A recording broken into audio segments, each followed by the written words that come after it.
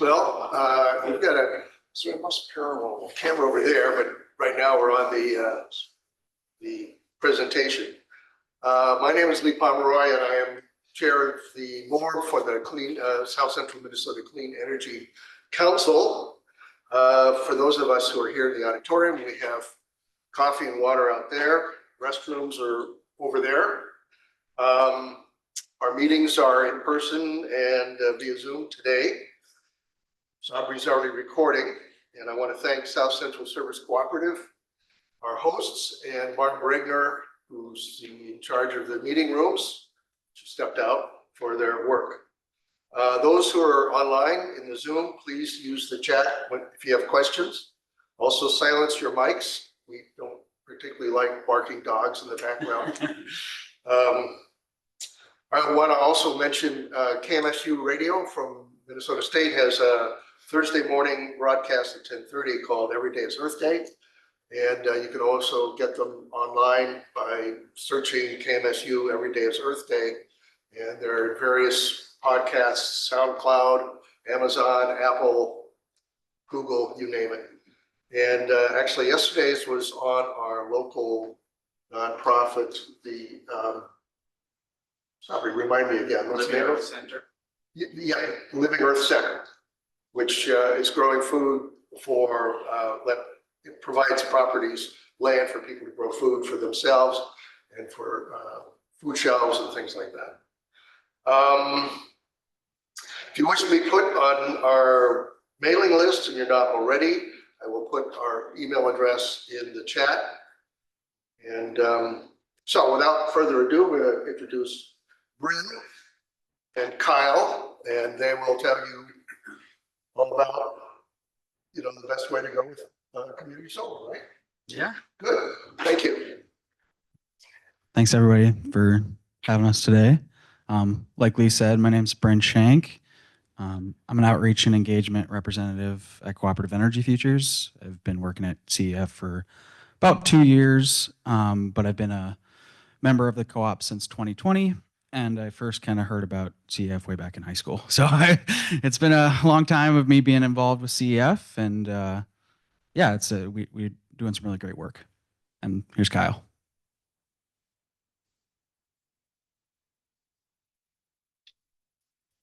Hello, everyone. My name is Kyle Samajima, and I am the Outreach and Engagement Manager at Cooperative Energy Futures. And I have been with CEF, as we call it, since March as the Outreach and Engagement Manager, but have been working in the community solar field for the past 5-6 years, mainly in Minneapolis with rooftop solar, but doing projects firmly embedded in environmental justice and energy democracy, and really shifting the renewable energy system to a more equitable one.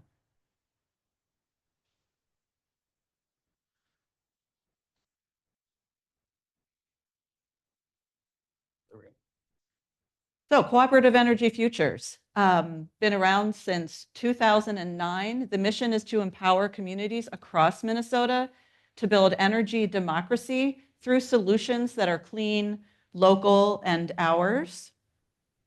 And we own and operate 8 community solar gardens, but I want to rephrase that.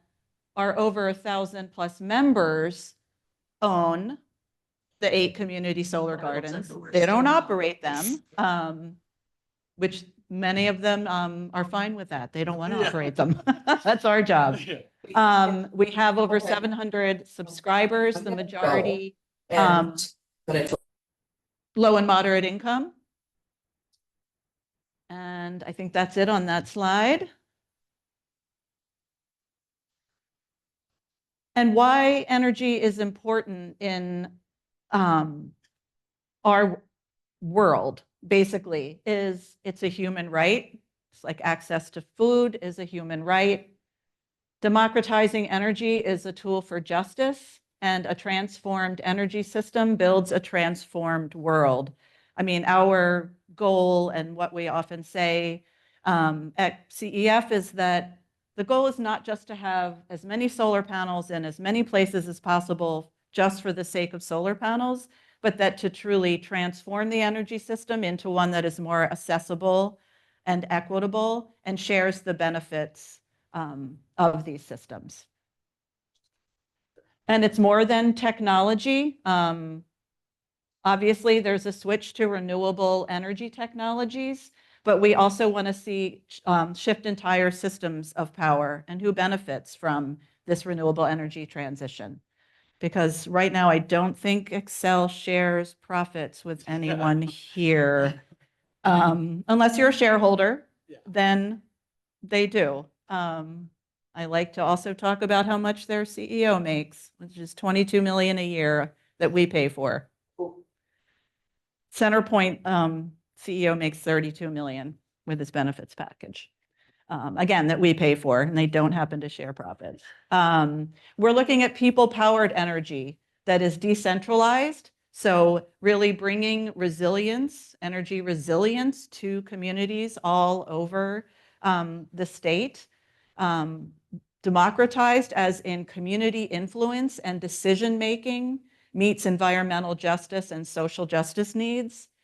And it's redistributed. All people have access to the energy needed to live, learn, work, without it being an added burden to the community. And it's diversified. Community scale energy systems are designed to work in harmony with local ecosystems, protecting biological and cultural diversity.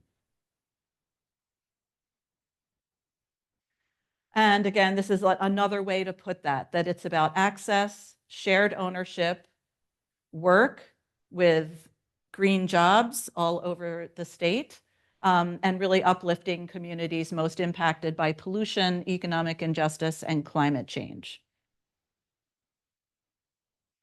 And so we do things differently. There are all kinds of ways to do solar energy. One is through for-profit developers, and there are lots of those around the state.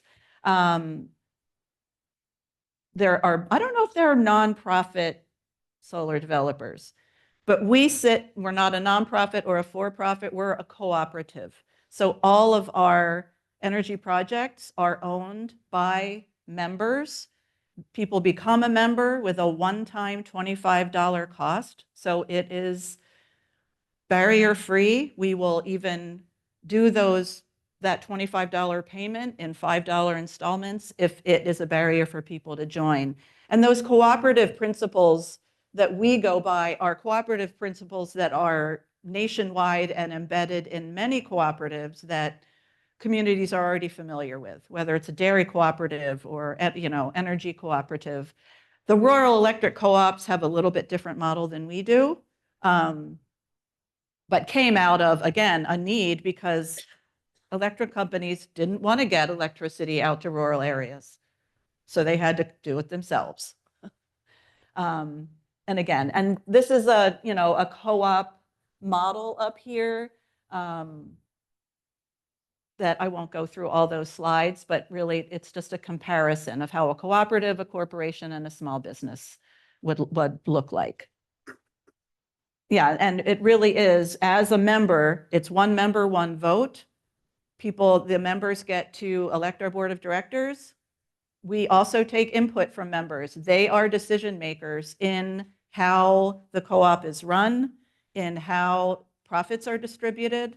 Members decide if profits come back to members or go back into the organization. So it is not us. We are working to shift people from energy users to energy owners and just change that relationship. Be more like having a garden in your backyard that you can go tend and not only having the option to go to the grocery store. And the grocery store gets to decide what's on the shelves.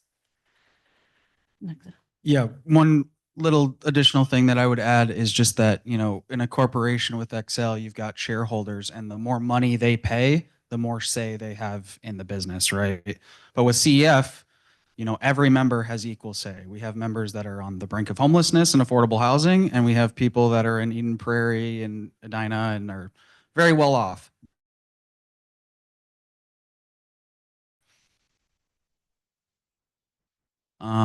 So yeah, well, and just right now, CEF really got its start in community solar. Timothy Denherter Thomas, who is our founder and solar equity genius. Yeah, Wiz. Basically, if anyone's met Timothy, he's kind of an astounding human, and brings that genius and deep knowledge with a deep set of ethics around how he does his work. And right now we have community solar. We'll talk more about. We have an affordable solar program that goes on low-income housing, whether it's owned by a nonprofit, manufactured home parks, or affordable solar. We'll talk about that a little bit. And we're launching a sustainable homes program that we'll talk a little bit more about as well.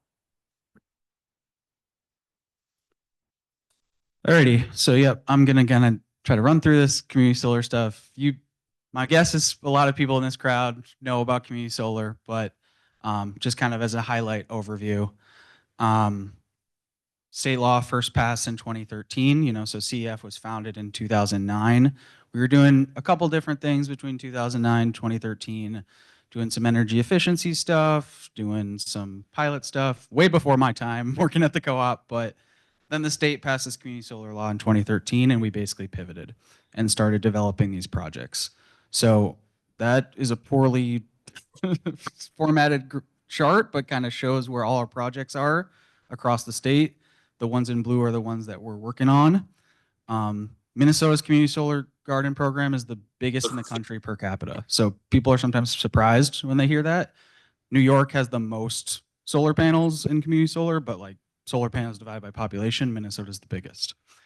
CEF has kind of been a leader in the program about making sure it's accessible to low to moderate income people, like Kyle mentioned, and making accessible to renters. And we kind of developed a model that helped us do that. So little wonky here, but that pioneered backup subscriber, that's why there's a picture of a bus on there. People are like, probably what the heck's going on there? Basically, you can think of the kids getting onto the bus as representing solar panels. So when we have space available in our project, we have a really big entity that can take on additional capacity. And then as people exit or want to join, then those kids get off the bus and new kids join. So this was a really innovative thing that CEF pioneered and developed and really allowed us to secure financing to serve low to moderate income renters and people and residential customers without as much risk, because it was really hard to finance these projects. So we were able to finance the projects based off of that. So in terms of like community benefit and serving residential customers, CEF is really high, but in terms of all the solar panels with community solar, we're very, very small percent in the state. It's around 800 megawatts, and look, we have less than 7. So it's less than 1%. But then Kyle and I are working on kind of our next 5 projects. Just to kind of give you an idea of some of the projects that we've done, just to give you a picture to show you different kinds of projects. This was Ramp A that was done in downtown Minneapolis. This came online in about 2019. So this is a parking canopy, so the cars park underneath them. Kind of a cool way to use urban space, where energy is being generated close to where people are using it. I say, hey, when the home runs are happening at Target Field, maybe some of those lights are being powered by our solar. A lot of partners on this project. 35W goes underneath that, so it was actually like we needed like federal like approval and stuff. It was a long process to get all the approvals from the right agencies. It was City of Minneapolis, MnDOT, all these things. Other thing we like to kind of point out with this slide is just that you can see the solar panels, but that smokestack in the background, maybe some people are familiar with that, but that's the Hennepin Energy Recovery Center, where they're burning trash to produce electricity. So you've kind of got in one picture, energy system of the past, energy system of the future, right? Oops, sorry, my bad. This is one of our earliest projects. I think this was the first project we did in North Minneapolis. This is definitely our smallest project, was at Shiloh Temple. So serving about, I think, 30-ish households. And yeah, serving people in North Minneapolis. Worked with the local community there of all different kind of religious faith backgrounds to do that. But rooftop project. And then finally, our Faribault project in Minnesota. This is the most common way that community solar has been done. Like if you have been driving out there, this is how you kind of see them. So this is the project that we did in Faribault, Minnesota. Kind of one of the reasons that we're here today is because we're developing a project in Mankato. It's coming online before the end of the year. So another one of those ground mount systems. It's going to be 2,070 solar panels. I'm trying to think where we are. We're like up there, right? I'm just learning the North Mankato area a bit, but it's going to be right by Minneopa State Park. So just kind of on just off of 169 South, and it's right next to the Benco electric service office. So like it's right on the border of those two service territories, which is kind of an interesting thing because community solar based on state law is only for XL customers. And we can talk about that if people have questions. This power will go to Benco and Excel or just Excel right now? Could you repeat the questions? Sure. Yeah. The question was, does this power go just to XL customers or does it go to Benco and XL customers? So only XL customers can participate in the project because of state law and rules like that. But, you know, the grid is, I don't know all the details, but I think, you know, they manage it with different power sources and things like that. So potentially some of those electrons are going to Benco households, but kind of depends on that. Big highway, right? Cars going in all different directions of electrons. Thing I want to point out is that, you know, half of these solar panels are reserved for people that are low to moderate income. So that's exceeding state law, basically. We're going above and beyond to really make sure that those households are getting to generate benefit. We're planting native plants to kind of increase local biodiversity, and it's the way for the landowner to kind of offset some of their costs. They get lease payments from that. So It's also sheep grazing that we do under and around various arrays. yeah, we started doing that about a year and a half ago, and it's a way to kind of the roots are better, you know, keep their systems, and it's a way for another source of income for the sheep grazing business. Okay, I'll go on this slide just really quick, but just, you know, frame of reference is kind of 3 different types of solar generation. Everyone's pretty familiar with that first one, residential. You see it on roofs. It's kind of small scale. The one at the end is the utility scale generation. I'm trying to think where the biggest one is. I know in Western Minnesota where they're replacing Churco, they're building a huge solar farm, like tens of thousands of solar panels. So that's kind of utility scale. And then community solar kind of falls in the middle there.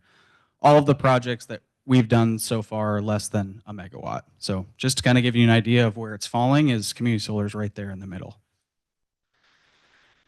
Kind of surprising fact, you know, people are surprised that Minnesota is the highest per capita, and then people are also surprised that out of all the solar that's been done in the state, community solar is the most.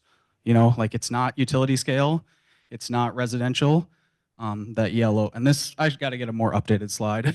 The bulk of it has been community solar. It was really, the law passed in 2013 and really allowed a lot of development to be done. So most of that solar, meeting our renewable energy goals from solar is coming from community solar, not other sources of solar.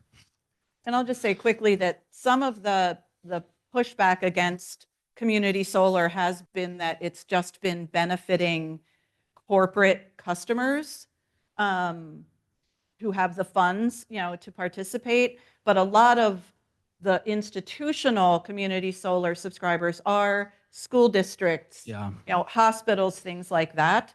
And they're lumped into one category, but it's an important distinction, I think, to us, because it's not just, you know, a giant company benefiting, but we're trying to push our model to bring more community-owned projects into that mix of that 85%. Yeah, it's a really good point. As CEF has been very intentional about making sure to serve residential customers because a lot of other community solar gardens are serving kind of corporate customers. There's other solar gardens out there that maybe have less than 10 subscribers by really big businesses. Our projects have usually over 100 subscribers because it's a lot of individual households, individual renters. Thanks for mentioning that, Kyle. Just kind of difference is that with rooftop solar, you've got 3 houses, 3 different systems. They're using some of that power. The excess is going to the grid. With community, it's all going to the grid and then going to some of those houses. So more central kind of thing. This is just to give you an idea that who's doing rooftop solar, right? And so the lighter orange is capacity of roof, like who could do it on their roof if they wanted to, and then broken out by income. So as we'd expect, higher income people are really adopting it, even though they maybe don't have a lot of capacity overall, kind of broad level to do it.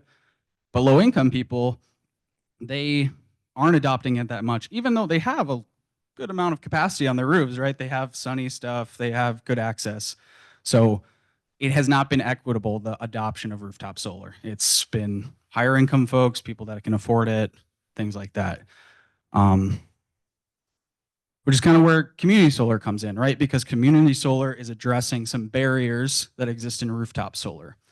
So with community solar, benefits are shared by many, so lots of people get to benefit, not just one person. Anybody with an XL bill can participate. So this is a big thing in our outreach that we communicate. People tell us all the time, like, I'm a renter, I can't do it. And it's like, yes, you can. Like, as long as you have an XL bill, you can participate. No changes of the wiring or anything to your house. We talk to people in Minneapolis who have really old houses, old wiring. It would cost thousands of dollars to upgrade that to even get it ready for rooftop solar. It's like, okay, you don't need to do that. You don't need to change anything on that. And people who live in a house that has shade or something like that, you don't want to necessarily cut down the tree just to do solar. We put the project where it's sunny. So this is all the ways that community solar is kind of addressing some of the barriers. Another one is that you save money right away. So you're saving money right away with community solar, where with rooftop solar, you got to pay, you got to finance it, you got to pay an upfront cost of potentially up to $25K. Obviously, it depends, but you're paying that off over time. But with community solar, the individual subscriber saves money as soon as the project gets turned on. We have no upfront costs or in our program for the subscriber. No, you're good. It's good. Yeah. So you would think because of that community solar would have a lot of low-income subscribers, right? It would be like a really good way for low-income people to benefit from community solar, and that's just not the case. This is for the whole country, kind of a rough thing, but less than 5% of the projects had 10% or more low-income subscribers across the country. So it's really not being used as the equitable tool to help people get solar in the way that it could be. Go back to the previous slide, Vic. I just want to say as part of the community solar program, there is no upfront cost. And there was something else I was going to say about that. Keep going, and I'll think of it. All good. Oh, I know that for people who want to do rooftop solar and they have a good sunny roof, the Inflation Reduction Act has, as many of you may know, has brought in funding and kind of point of sale rebates for people to get their wiring updated, insulation, energy efficiency work done before they even get to solar, which is key. So there are programs out there for people in rooftop solar as well. So yeah, we talk about this, just that the community, putting the community in community solar, right? So just, we've said it a couple times already, but just that everyone in the community should get to benefit. I gave a presentation a couple weeks ago about Mankato, and we did an outreach event, and somebody lives in a mobile home park and they have very high energy bills, and I looked up their address, and there's a solar garden literally, like, he can see it from his mobile home. And I was like, hey, did anybody ever talk to you about this project and how you can benefit? And he's like, no. He just had never heard anything about it, and he can see this right from his house. So local community should get to benefit. We use local contractors and try to build wealth that way. get to ownership, get to kind of build the wealth from it. So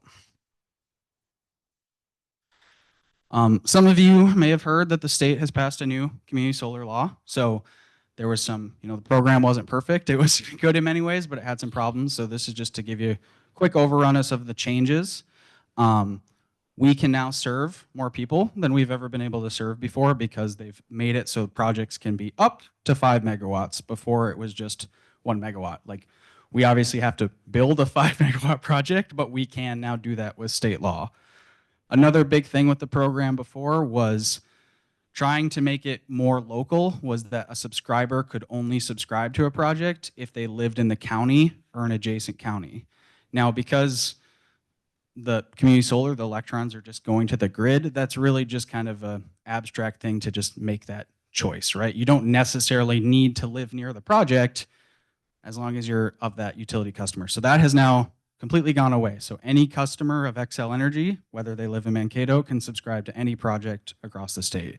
So we're talking daily about how that's impacting our outreach strategies and things like that. But before, we had to really do a lot of outreach really close to the project.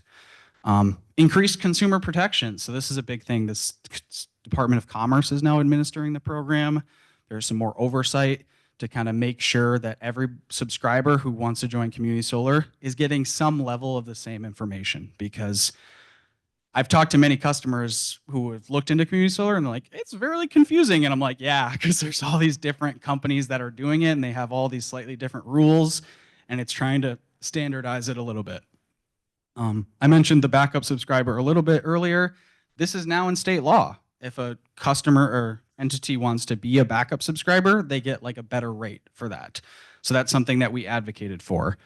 And now, like Kyle mentioned, like a lot of the subscribers that are public interest, like schools, things like that, those are being incentivized and encouraged to subscribe to it. There's some minimum standards about residential customers and also low to moderate income customers. So none of that existed before. Now that exists from 2024 moving forward. And CEF did a lot of advocacy at the Capitol and the Public Utilities Commission to get a better program. Yeah, and like the savings too are better. We've advocated for better savings so that it's more in line with what like the Department of Energy is pushing for, of meaningful savings, that people can get like 20% savings on their bill. You want to make sure people are actually meaningfully benefiting from it, not just a couple dollars.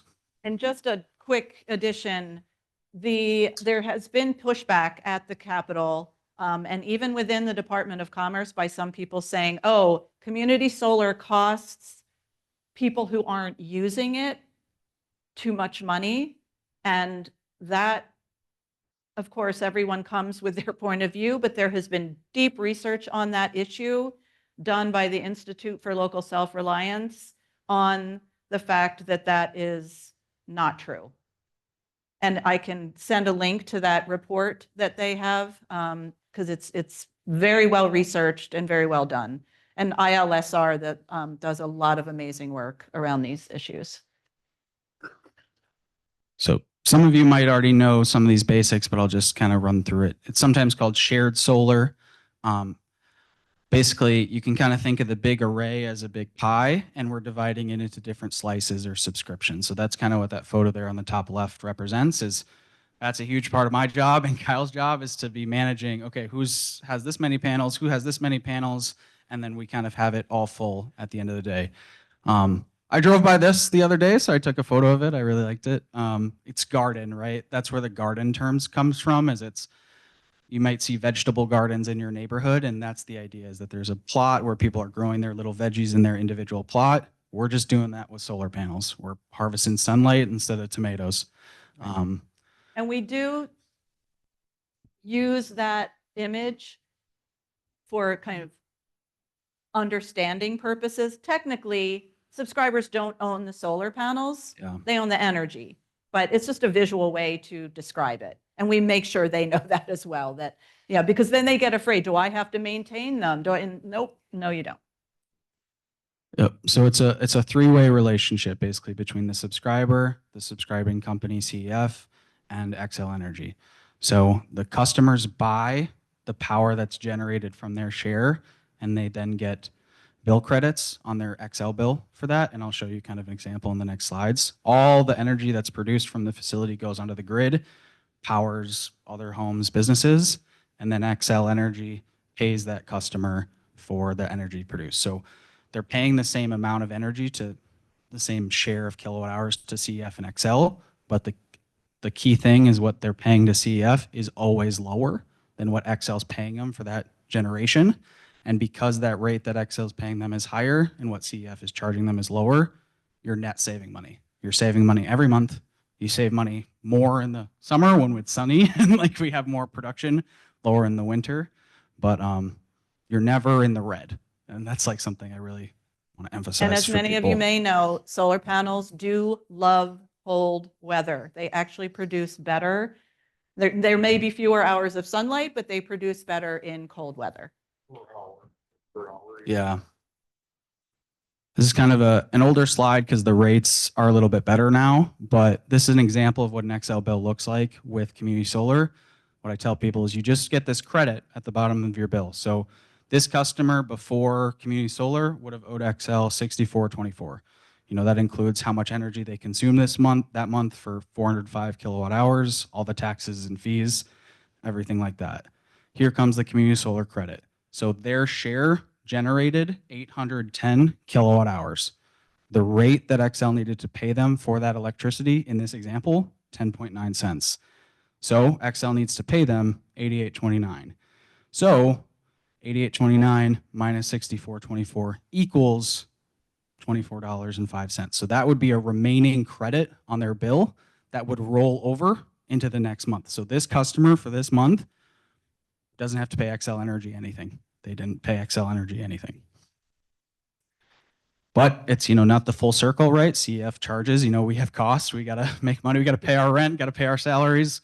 So just this is to kind of give it a little bit more full circle. Where that 810 kilowatt hours came from is, in this example, we're assuming this subscriber has a 7 kilowatt subscription, has a 0.54% allocation, so just above half of 1%. We're assuming that the project produced 150,000 kilowatt hours. So we do the math, convert that percent to a decimal. There's that 810. There's that credit of $88.29. In this example, CEF is charging 10 cents, so a 0.9 cents difference. So the bill we would send that month is $81. This example, this customer has saved $7.29 on their energy bills. This is an older example because the rates are a lot better now and people are saving more money.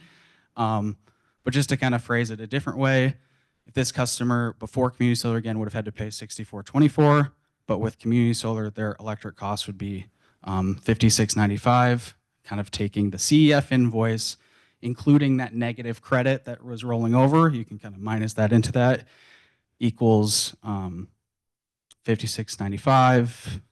Yeah, net savings of $7.29. So I can go over it later if, you know, people have questions, but it's hard to see the savings because you have these two bills. I have to talk through people a lot through that.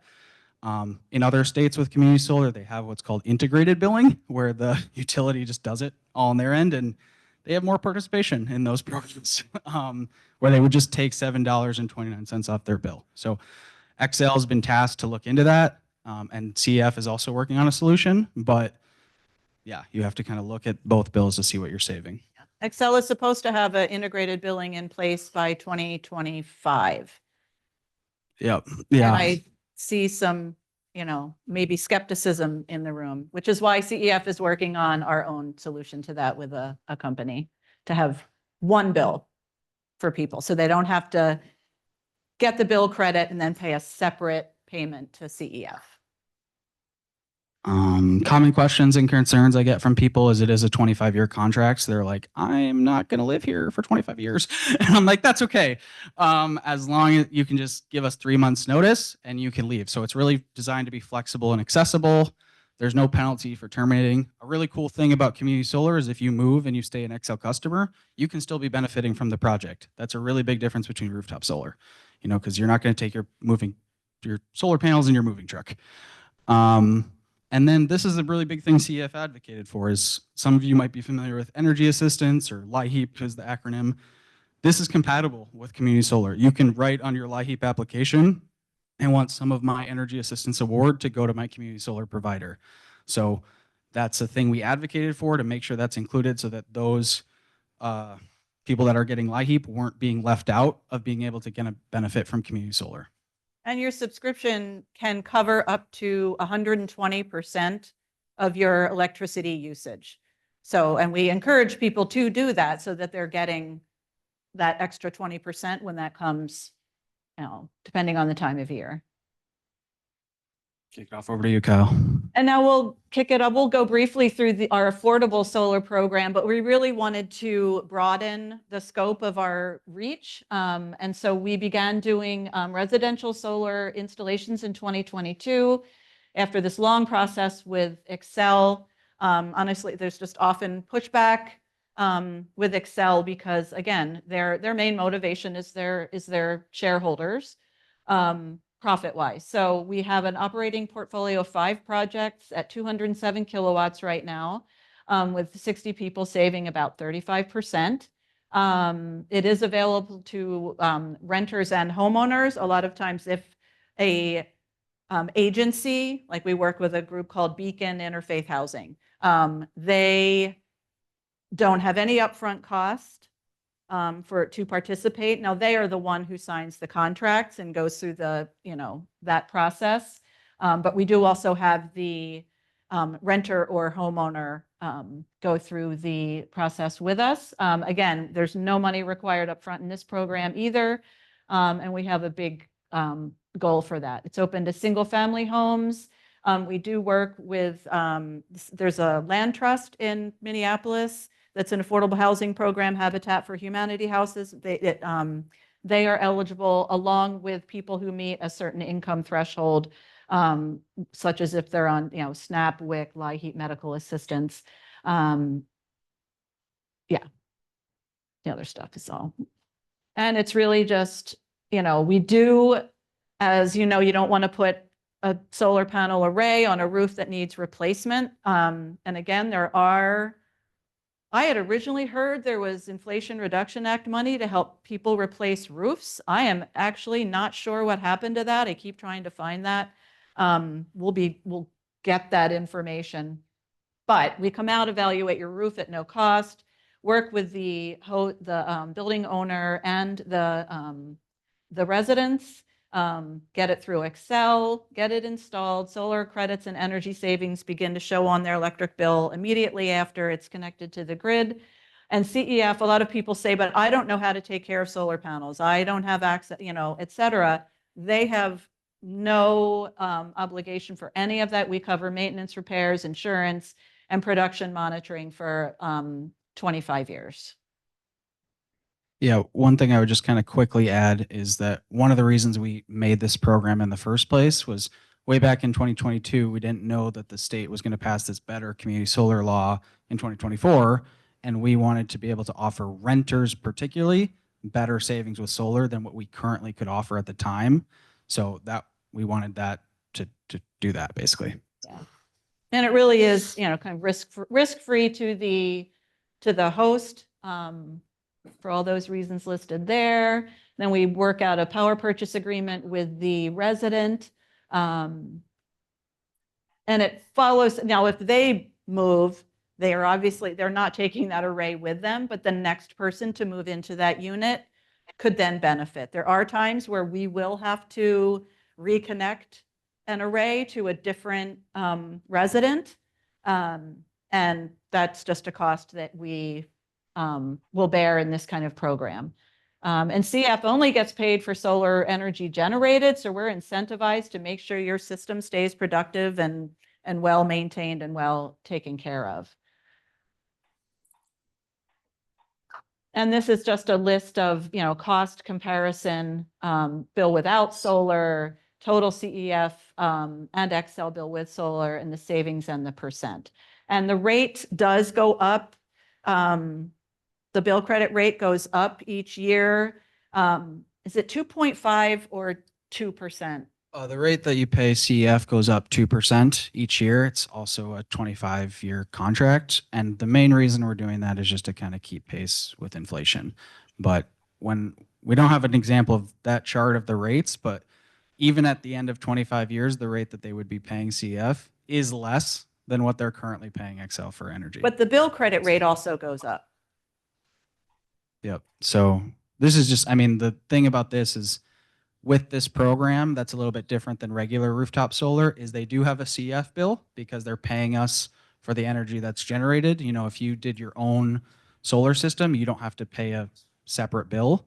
But even though you have that separate bill to CEF, because 9 cents is less than 15 cents, what you're paying Xcel Energy, you're saving money. So that's kind of what that second column is showing, is the combination of CEF and Xcel and the difference of what used to be savings. And then, you know, they're saving the most in the summer, at least in the winter, on average of the course of the year, about 40%.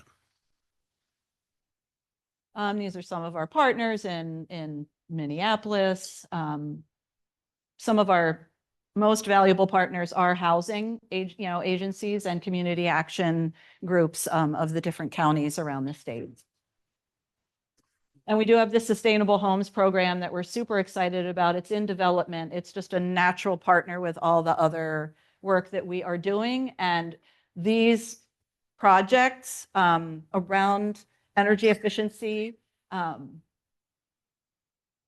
the same cooperative ownership model. So even if you're a Mankato subscriber, you're not just a part owner of that array, you are a part owner of everything in CEF's portfolio. I'm really excited about this program in particular. You know, the early days of CEF before 2013, we were doing energy efficiency stuff. We did these little work parties. We did a small little pilot of a group buy installation because, you know, the cheapest form of energy is the energy you don't use. I used to do home energy efficiency audits. So I would go to people's homes and help them be more energy efficient. And there's a lot of problems with the current energy efficiency setup. People have to take out loans. They're not as accessible to renters. You know, you've got this issue of the owner, if the renter pays the electric bill and the owner doesn't want to upgrade equipment because they're not going to benefit from the savings. So there's all these current problems with energy efficiency programs. And a lot of the emissions that are coming in Minneapolis, at least, are from buildings, like at least in the city of Minneapolis. That's probably similar in other cities around the state. So this is the opportunity to kind of come back to that, is to kind of make it accessible to everyone, make it so that there's no upfront, again, no upfront cost. So that's a kind of consistent theme across CEF's programs, is really making it no upfront cost. And we're working with community power to make it accessible to everyone, because the energy world is incredibly wonky. There's all these acronyms, and like, let's talk to people in the community about that. We won this DOE prize to do that, and we're in the process of developing that right now. So that picture is just, it's kind of the backbone of these programs across the country, is called inclusive financing, and it's a way so that people can benefit from energy efficiency upgrades without paying the full upfront cost. But more to come, but great opportunity. And this slide is important because all of our work is only successful when we collaborate and work with partners who are on the ground with communities, connecting with communities, engaging with communities. So this is, and if you don't recognize, well, usually people would recognize the University of Minnesota, but we have partners all over the state. Yep. And then questions. I don't know what time it is. It's about 9:50, I think. And I think I saw one question come through on Zoom, right, Lee? How might the proposed rate structure affect present CEF or near future rate changes? Okay, so talking about like the PUC decision, kind of. That's what. Okay. 9%. Could you repeat what I said in case people were? I think the question was what about the rate decision impact? How does it impact CEF? Okay. Feel free to Kyle to jump in if you have anything to add, but you know, if Xcel increases rates for customers, which they did a year ago, it's kind of interesting because like it's our makes it programs more attractive and better because people can save more by doing them, but obviously people are going to be paying more money. So we don't want them to increase rates because that makes it people are already energy burdened, but when rates are increased, it makes our programs that much better to help people alleviate energy burden. I think that's what the question was trying to And get at. our policy and advocacy person at CEF, Puya Najmai, has done a lot of advocacy around the rate case at the Public Utilities Commission. There's another question online from Katie Wortel. She asks, can you switch from one CEF community solar garden to another? Yes, yep, you can. We're currently kind of working through what that process is going to kind of look like, but because of the state policy, basically since the law first passed in 2013, and now the new one, this will be version 3 of community solar law in the state. So our older gardens are going to be kind of grandfathered in and playing by those rules. And then the newer gardens get to benefit from the newer rules. So there's kind of some admin and wonkiness there, but yes. You can also belong to more than one community solar garden. You can also participate in the affordable solar program and community solar. The only limitation is that you can cover 120% of your usage. So can you hear me? Yes. You have some agreements with the city of Mankato. Yep. And we have a city councilor right here. Oh, hey. And so, yeah, could you explain that? Sure. I mean, I haven't personally been on those meetings, but I know that the city of Mankato is being a backup subscriber for us for the Mankato project. So that bus picture that we showed, the city of Mankato is supporting us to help develop that. And in the early days of kind of developing that project, we need to find a backup subscriber because we kind of build the project around that. So the city of Mankato is playing a really key role in making that project happen. Anything you want to add, or? I just think it's, well, thank you. And it's just a good opportunity for the city to, to participate in this and help move that along, help move that technology along, I guess. So. Yeah. And I mean, we really appreciate the city's support. I mean, that's something we've worked really closely with other cities around, like City of Eden Prairie, City of Edina. Like, we really want to work with the cities. City of Mankato, we've also been working with the affordable housing in the city of Mankato. So we've been doing outreach to the people in affordable housing so that those people know about this opportunity. So that's another way the city of Mankato is helping us on this project. So thank you. Thank you. Yeah, I mean, is this going to be, I'll get to in a second, Lou. How is this partnership going to help the Mankato everyday citizen taxpayer? Yeah. So people who aren't subscribers may not benefit directly financially on their Excel bill, except that if you look at the bigger picture, it's providing jobs in Mankato. It is reducing greenhouse gas emissions, which affect everyone. In the end, that will reduce energy costs. I mean, we're in a tricky piece in this transition where there's still enough fossil fuel infrastructure that there's money being put into that.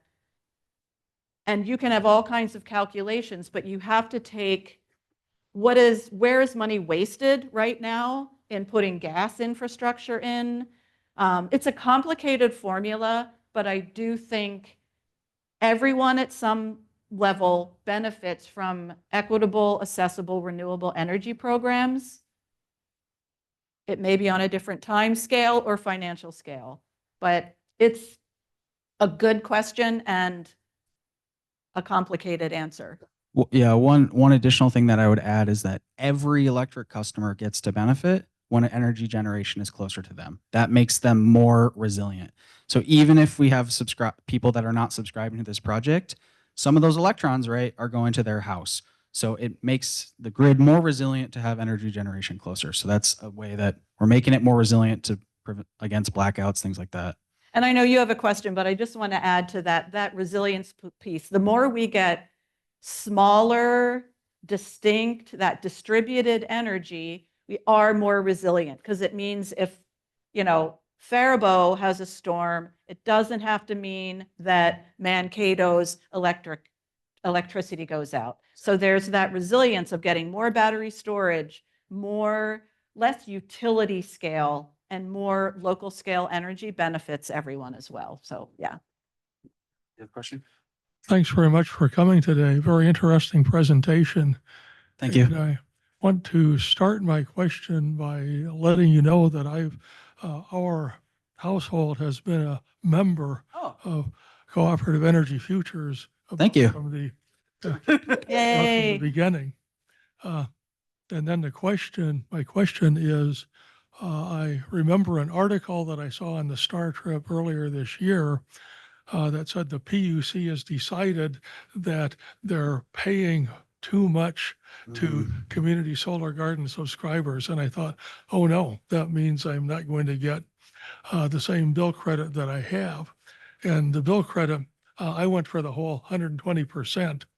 And one really nice thing about that is that I get a check from Excel every year because my credits exceed the bills that I pay to Excel by a certain amount. So they say, well, let's just make up the difference every year. Mhm.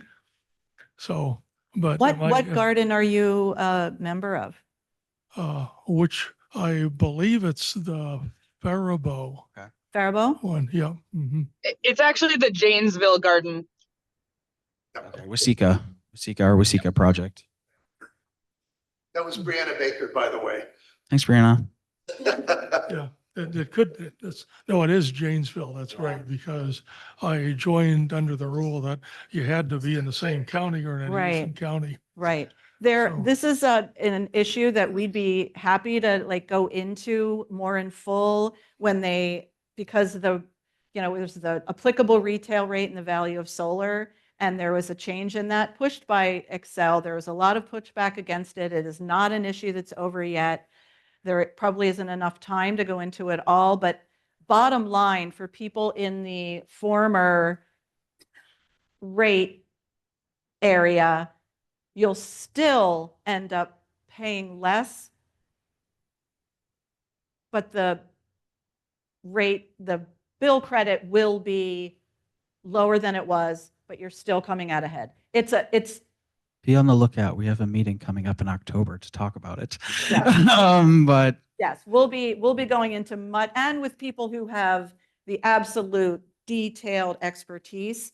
That is not my expertise. I won't pretend that it is. That's Puya and Timothy who are like live and breathe that. And by the way, one of the members of the PUC is a Mankato resident, Joe Sullivan. yeah, You know Joe? I met him once, I Yeah. think. Yeah, he used to be on our board here Oh, Oh, when he was with, Center for Energy and Environment. that's right, Center for Energy and Environment. Okay. Thanks, Lou.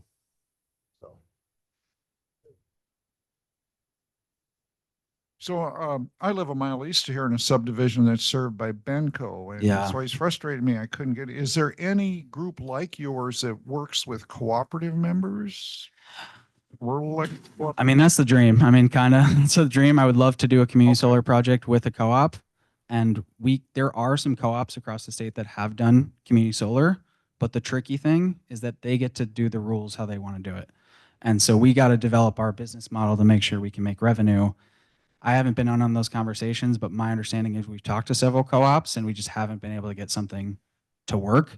But like Candy Ojai Power Co-op, which is in Western Minnesota, we're doing a project right near there. Oh, I talked to one of the guys there. They have a small community solar garden program. It's very small, has very limited customers. And the second thing too, is those customers are paying a premium. They're not saving energy with it. They're just wanting to support renewable energy. And we don't really want to do a program like that per se if people aren't getting meaningful savings. but based on what I've learned this morning, though, I could be working with my daughter in Bourne North, who is an Excel customer. Yes. Maybe my wife's nonprofit center, Yep. Hope Interfaith, maybe. Yeah. I mean, Yeah. done lots of outreach events down here and it's tricky where it's like, hey, are you a Benco customer? Are you an electric customer? It's like, that's but I will say that it was the Public Utilities Commission that forced Excel to do community solar. And Yep. they have pushed back in nefarious and, very transparent ways. That is not a secret. But pushing the Public Utilities Commission, because they're the ones who can tell cooperatives, start a community solar program. Well, And that is you advocating to the public Utilities Commission. Yeah, but the PUC doesn't have any control over the co-ops. Yep. True. Just Excel. I mean, that Just was, Excel. well, and the other investor-owned utilities. Yep. Yep. They took the PUC's ability to control the co-ops away from them several years ago. Yep. So you don't have much. Thank you for teaching me that. Sorry. No, don't be sorry. Yeah. And there are, Do and not there be are sorry. more advanced progressive co-ops and ones that are not really excited about this stuff. So it varies. It varies, yeah. Oh. Alice has a question. I had a follow-up for the rate question. Was that maybe it was related to like if Excel is increasing rates, does that affect what you guys are charging as well, or it's just the 2%, whatever? Yeah, that's a great question. So, I mean, it matters what people are paying for electricity for how much our programs benefit them, but they can raise rates, lower rates, and they can still be a part of our program. So people can be on like time of use rates, or they could be on a dual fuel rate or whatever rate that they're on. And then it's just how much is their community solar benefit offsetting that kind of. So you are independent of what Excel is doing with their rates? Correct. For your rates? Correct. Yep. Okay. Yep. We're advocating for, obviously we want certain rates from Excel, but we get to choose our own rates however we want to do that. This is also a two-parter, but unrelated. Okay. The second one, I haven't really heard of the backup subscriber situation before. Could you just like explain that a little more? I was confused. Sure.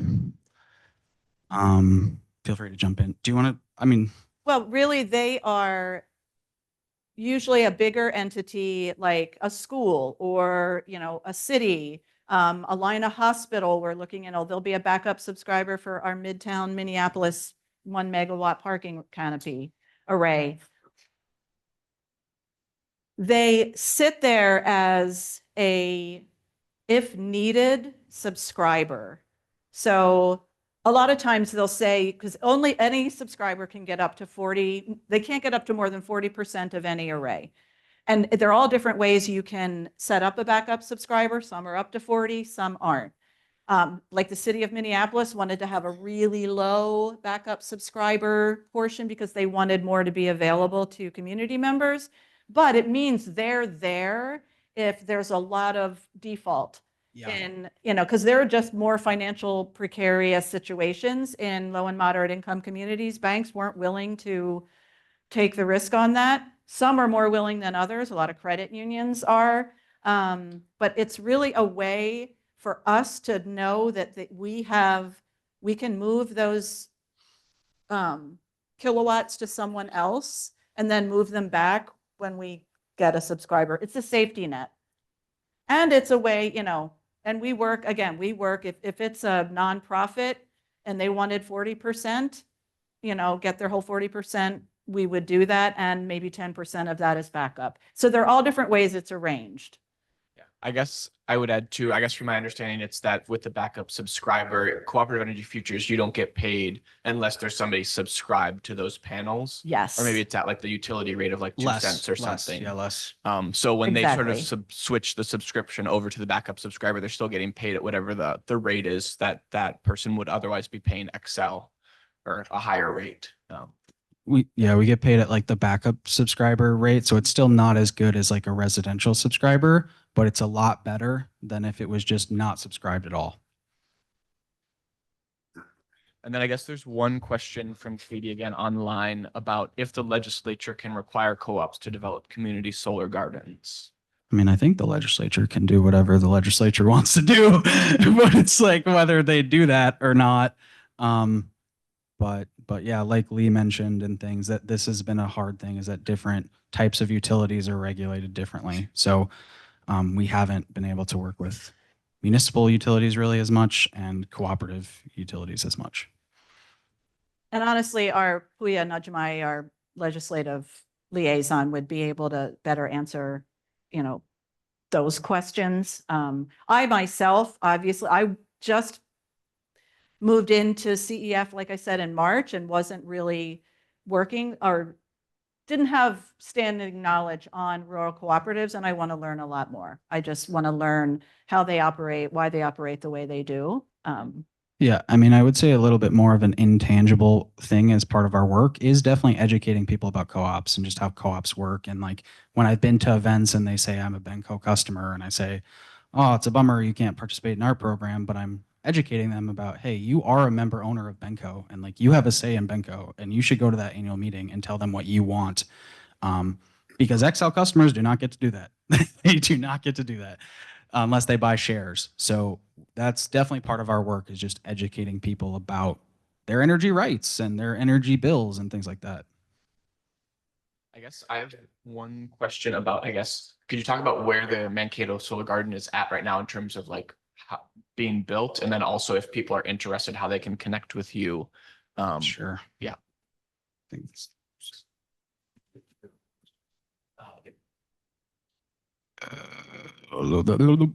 Okay. We'll send this presentation out as well so people have that. Mankato is through interconnection. Sweet. That took a long time. It's also been approved under the new state program. So that's been done. It has also received the federal tax credit that it's been approved for that. And construction is starting in next month, I believe, starting early kind of construction, doing some trenching, things like that, and expected to go online before the end of the year or maybe January 2025. Is it along County 11? Is it along County 11? Where is it? Is it near the Minneopa? It's just south of Minneopa. So if you take 169, keep going down, you pass Minneopa. Yeah. Then there's Gadwell Road and it's You hook a right Hooker Right. Yeah, Hooker Right. before by the truck dealership out there.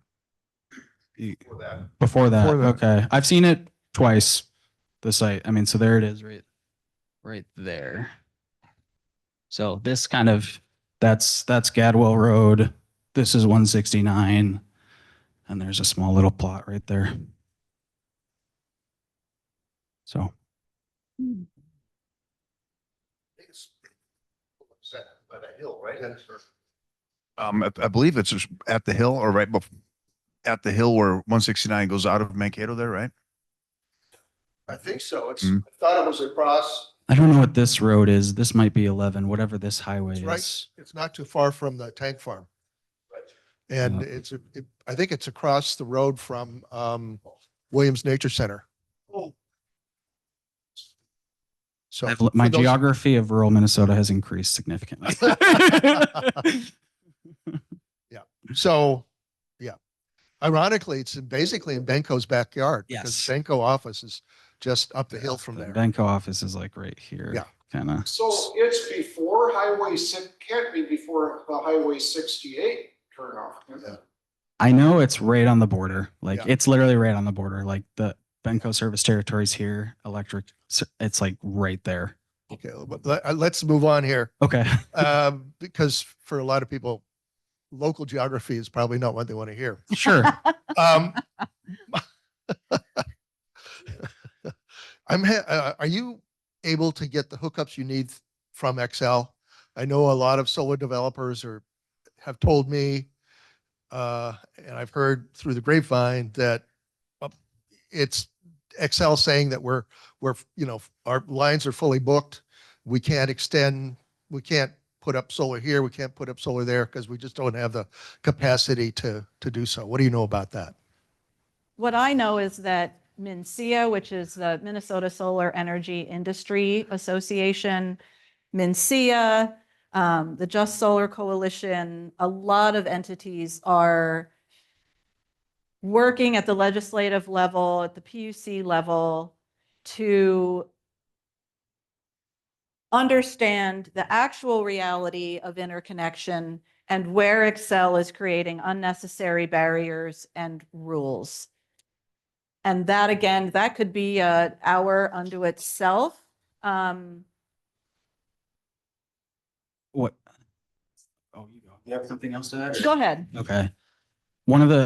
I read this the other day, and please don't quote me on this, but like what was kind of interesting is that some of the congestion for residential distributed solar is not necessarily in the areas where we're building our affordable solar programs.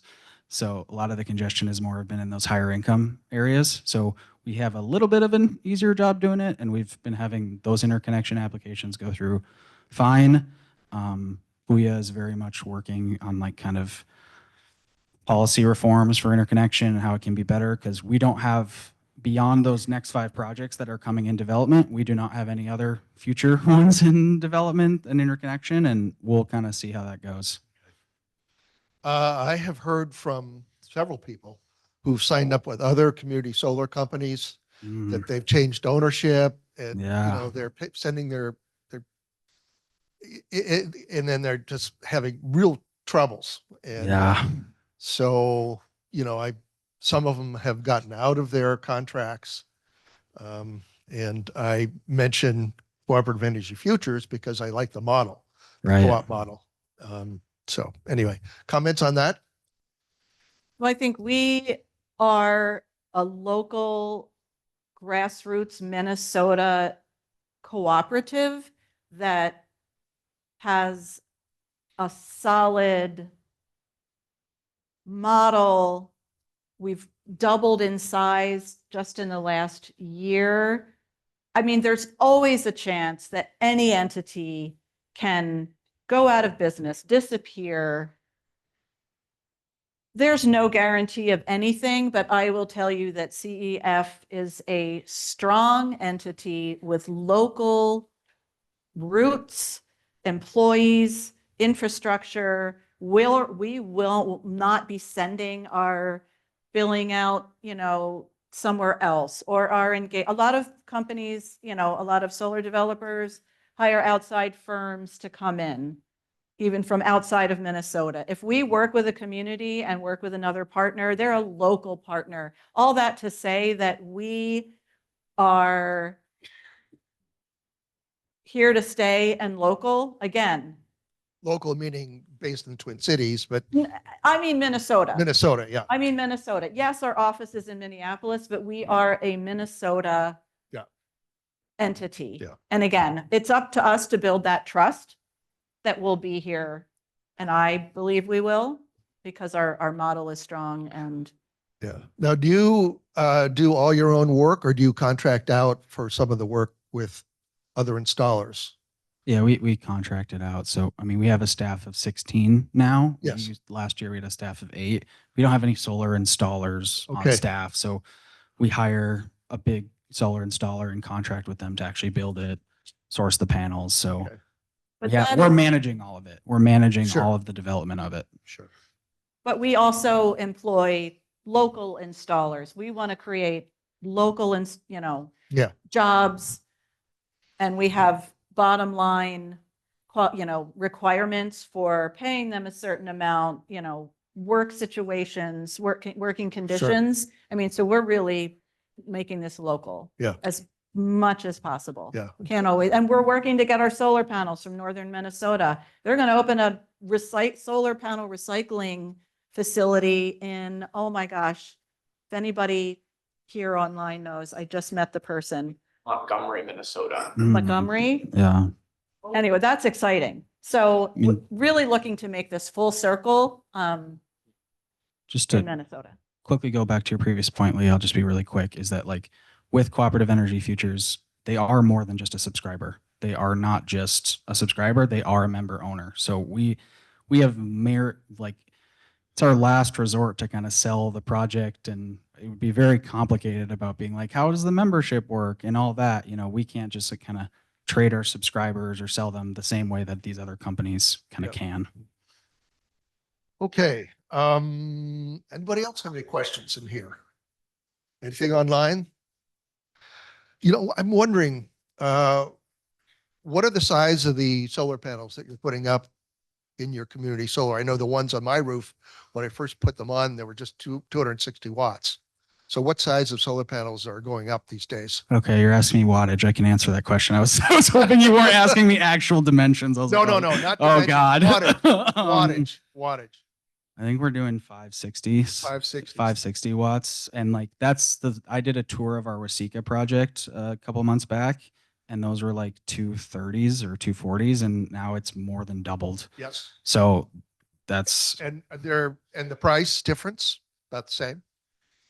I think Or they're even less. higher, Oh, but I don't higher. know. I don't know. Sorry. I mean, that's phenomenal because, What size panel is that then? You mean physically or in terms of wattage? Physically, just physically, what size? Well, they're all the same size. I mean, they've maybe gotten a little bit bigger dimension wise, but the efficiencies has increased a lot and 2 just, feet by 2 feet, or what are you saying? So, no, yeah, like 3 by 4. I don't know. Sorry. I mean, I think that's a pretty standard size. Yeah, but it yeah. might be Than I wrong. am. Yeah. You know, it might be different for residential versus large arrays. Right. Yeah, we're using like a slightly less wattage on the affordable solar ones. We're not using like 560s on that because I think they're a little bit smaller of a footprint. so things have changed a lot. So. Yeah. Oh, Alice, another. Introduce yourself so that people know out there know. Yeah, I also was curious who was in the room. I would love to hear who you are.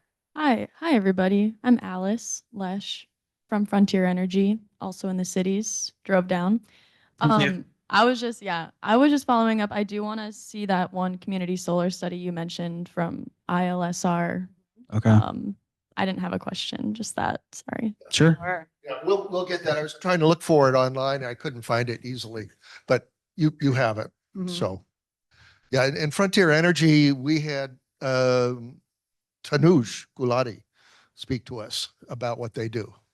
They consulting stuff, lots of stuff. Yeah. So they're not just in Minnesota, they're kind of all over the country, aren't they? Right. Yeah.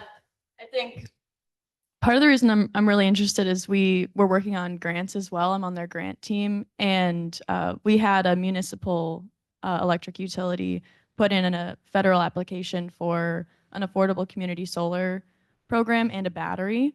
And we were talking about the electrons, like, we wanted to say that the battery was then powering their local EV charger. It was like, well, they have to be like really close together. We were like, it'll be greening the grid in general, and hopefully in times when the excess energy is going to that battery, it's the solar panels.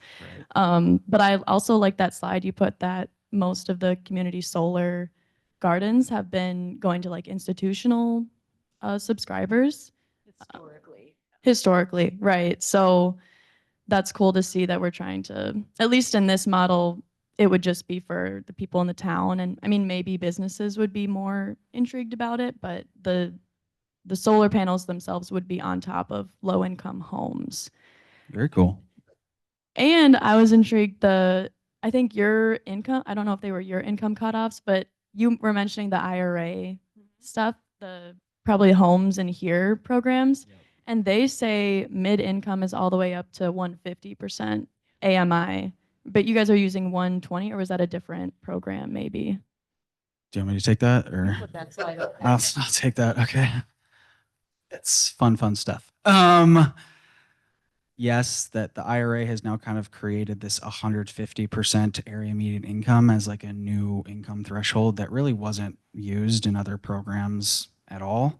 So the state law that was just passed, they define low to moderate income as up to 150% area median income. We think that's pretty high. Like, we think like the vast majority of the state falls beneath that. Like, I think for Hennepin County, you can make up to 130 grand and still fall beneath that. It's based on county. So that's the state law, but the IRA and federal tax credit, they have this 80% AMI threshold. So we're kind of needing to comply with both sets of rules. So the 80% AMI is a little bit lower threshold. Did that answer the question or? So the 120, was that something? Was the 120% what you guys were using, or was it a separate program? I didn't remember. 120% is about their subscription size. So how many solar panels they can have is based on 120% of their usage. So yeah, I know, right? Percentages above 100%. This is really getting into the weeds. It is, yeah. I mean, I think we're at time, right? Or Yeah, any we are. last Well, burning I mean, questions? the bottom line is if somebody's interested, you guys know the weeds. Indeed, we do. And so to contact you and look around, I got to tell you a little, I used to be on the board of directors of a local credit union. And I advocated that they either put solar panels on the building, or if they couldn't do it, to go with a, get some community solar. So I suggested community, Cooperative Energy Futures, because, it's a co-op too. Right. They didn't go with my suggestion and signed up with a for-profit company. And this was, I think, well over a year and a half ago. And that company still hasn't put up their solar array. So Wow. they're not using community solar, yet they're stuck in a contract with them. Yeah. So that's, buyer, it's tough out there for the people who are just interested and really don't know, but Right. know who you're talking to, I think, and Absolutely. get as much information as you can. And if there were questions today that we either fumbled through, couldn't answer, or weren't asked, please reach out to Bryn. My email, I should have mine on there as well. It's Kyle, Kyle, at cooperativeenergyfutures.com. Yes, it's a really long email. And we're happy to get those questions answered, or, if anyone wants to sign up or has a building or a partner in mind, we're always looking for more community partners to get the word out. For instance, we spoke to a solar class yesterday in Minneapolis of future solar installers. And, that's an amazing opportunity to get in and spread this Sure. message. And so also, this is being recorded. Yeah. And we will get your slides. Great. Or a PDF of your slides. And post that on the South Central Minnesota Clean Energy Council website and send an email out when that's up so that everybody can access it. All right? And thank you for the work that you do. And I want to learn at another time more about what you guys, I looked a little bit at your website, but I want to learn more. Yeah. Well, good. Thank you. Well, anyway, so thanks everybody for coming and tuning in. And next month, we're going to have Cindy Winters, who's from Mankato Bike Walk Associates, to talk about why we should be biking and walking rather than using our vehicles. So, and that'll be, I believe, July 12th. So thanks again. Thanks, South Central Service Cooperative, Barb Regner, and everybody here. Thank you, everybody. Thanks for having us. Thanks for having us. So can you do anything with a group like Milwaukee, which is